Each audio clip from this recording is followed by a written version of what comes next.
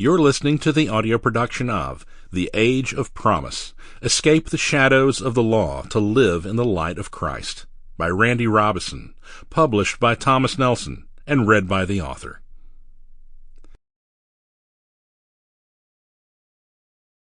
Introduction. The end is here. The end of all things is near. 1 Peter 4:7. The end can be frightening. The end of a relationship, the end of a job, and the end of life. Endings usually hold uncertainty, despair, and pain.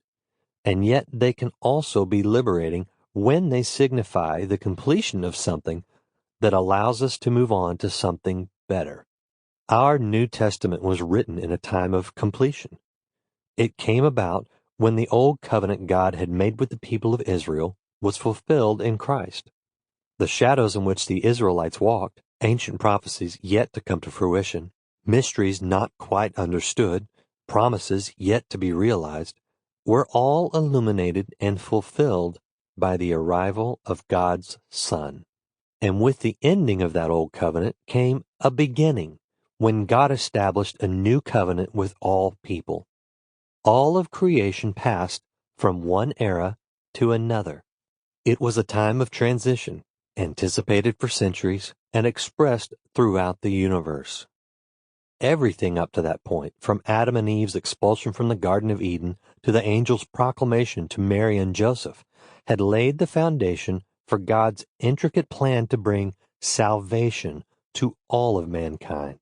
The culmination of that divine design was Jesus Christ. His birth, life, death, and resurrection changed everything. The generation that witnessed these events was the last of its kind. When the final person born of the previous age breathed his or her last breath, the old era ended, and the new Christ-initiated era came into its fullness.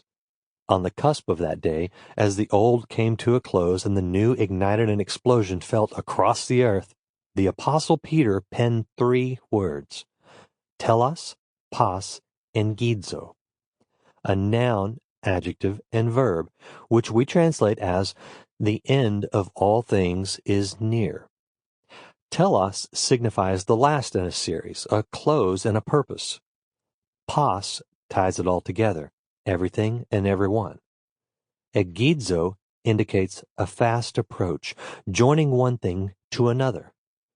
According to Peter, everything significant in the eyes of God was coming together with the purpose of ushering in a new era.